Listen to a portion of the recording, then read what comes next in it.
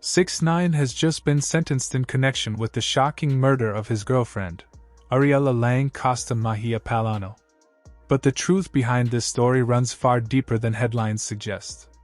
From her execution on a New York highway to the feds uncovering how his snitching past set everything in motion, the details are as twisted as they come. For years, people thought Tekashi was untouchable, shielded by his federal cooperation deal. But the streets never forget, and now, it seems Daniel Hernandez's bloody past has finally caught up with him. On August 17, 2025, Ariella was found shot multiple times inside her Mercedes-Benz. She was just 33, Dominican, and widely known with nearly 700,000 followers online.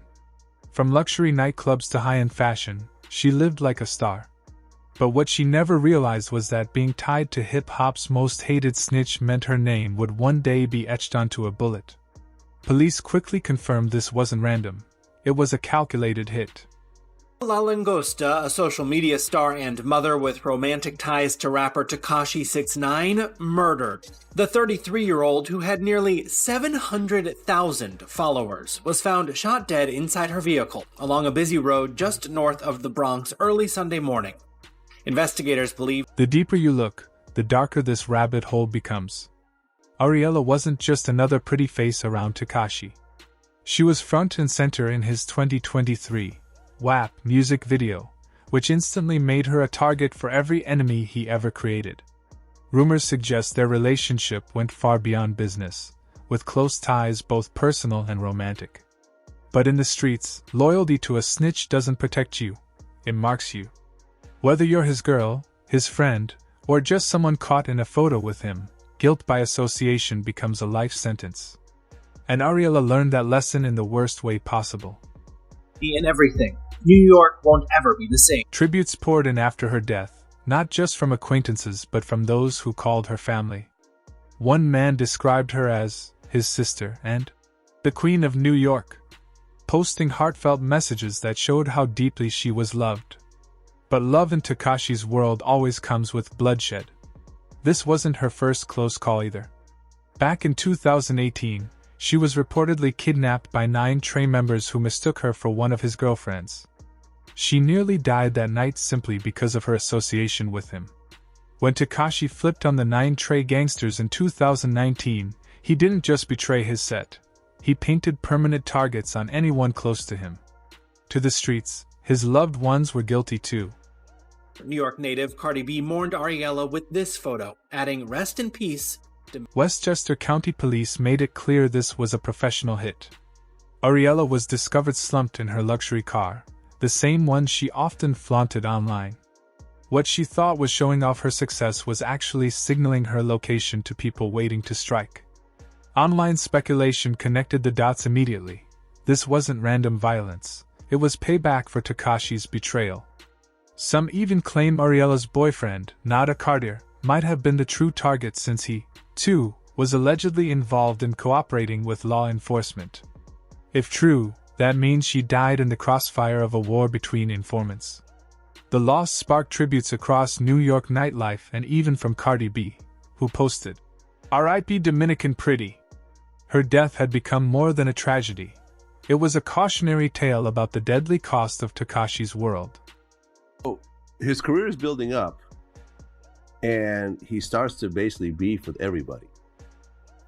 He starts to troll and beef with guys in Houston, guys in LA, guys in Chicago. Like, it's just, there's a long laundry list of people that he's telling to suck his dick and everything else like that. How are you taking all this? Because along with the trolling, you know, things are happening. Like, shows are getting canceled. You know, there's incidents that are happening a lot. The investigation itself proved just how serious this case really was. Local police, state authorities, and even federal agencies got involved. That level of collaboration signals one thing: this wasn't some ordinary street beef. It was connected to something much bigger. What makes it even more heartbreaking is Ariella's last Instagram post, where she wrote about feeling happy and blessed. While she was celebrating life, Her killers were loading their weapons. The Dominican community lost a rising star, and the hip-hop world was once again reminded that 6ix9ine's orbit is toxic. Ariella had worked her way from bartender to influencer, hustling her way into success. But Tekashi's poison ended her journey before it could truly begin.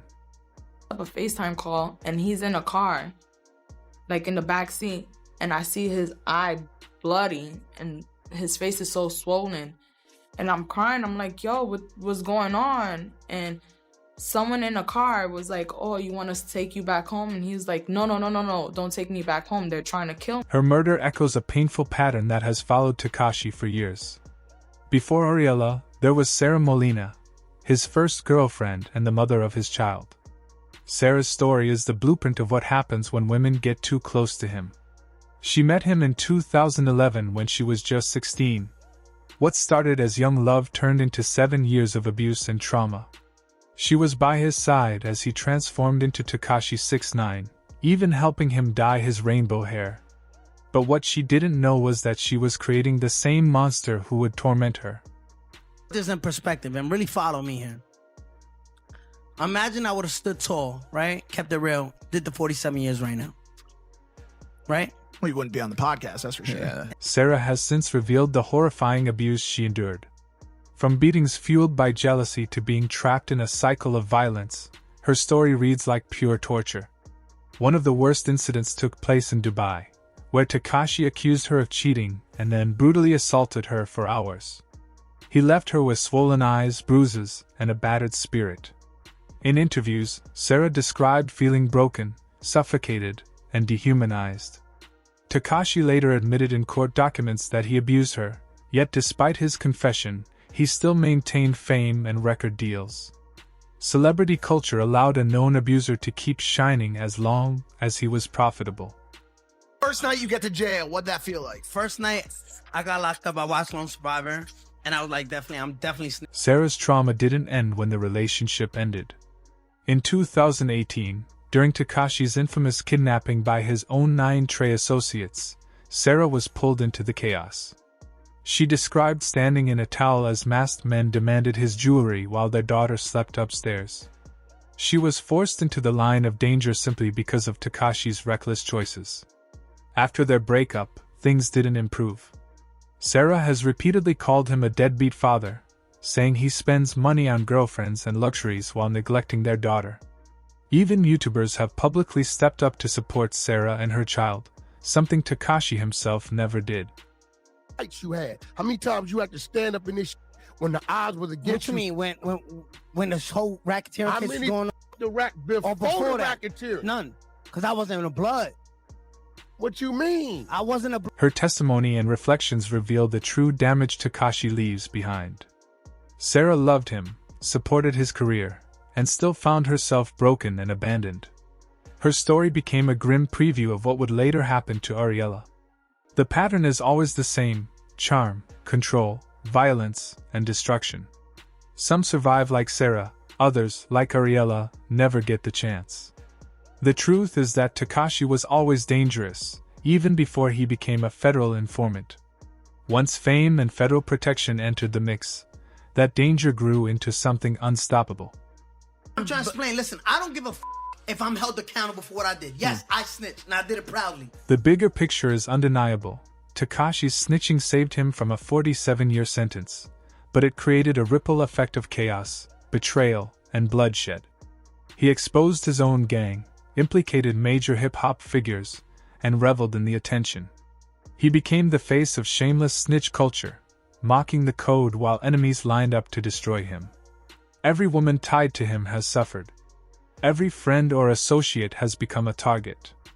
And Ariella's death is only the latest reminder that being close to 6ix9ine is a death sentence. The investigation is still unfolding, but one thing is clear: this story will not end peacefully. Daniel Hernandez may have escaped prison, but he can't escape the trail of bodies, broken lives, and blood-soaked consequences that follow him everywhere.